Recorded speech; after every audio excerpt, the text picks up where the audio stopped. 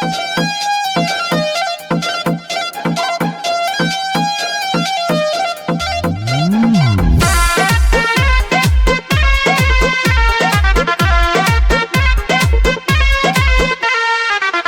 हो तो दिल को सुकून मिल जाता है, तेरा ये मायूस चेहरा ना हमको भाता है। हंसती हो तो दिल को सुकून मिल जाता है, तेरा ये मायूस चेहरा ना हमको भाता है। लगती हो बड़ी सुंदर, ये बात कहूँ साची रे साची। ऐसी मुस्कुराती खिलखिलाती रहो चाची, चाची रे चाची, आय है चाची मेरी चाची। ऐसी मुस्कुराती खिलखिलाती रहो चाची, चाची रे चाची, आय है चाची मेरी चाची।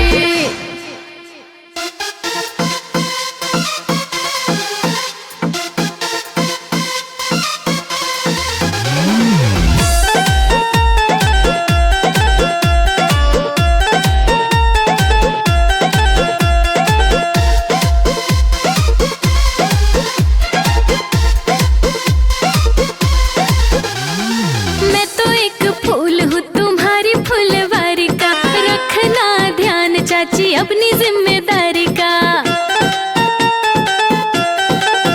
सुकुमारी हो बड़ी प्यारी हो, सच कहूँ लाडो जान हमारी हो।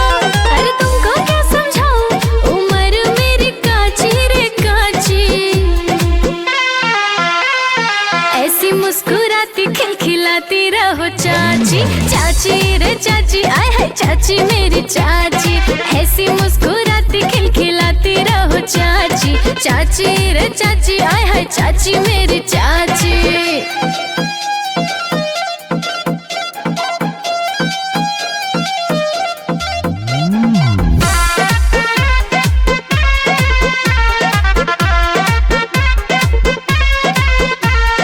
सीधी साधी सच्ची सच्ची दिल की बड़ी नेक है, चाची और भतीजी का रिश्ता लाखों में एक है। गुड़िया को किसी की नजर न लगे, अरे जादू टोना कोई भी असर न करे।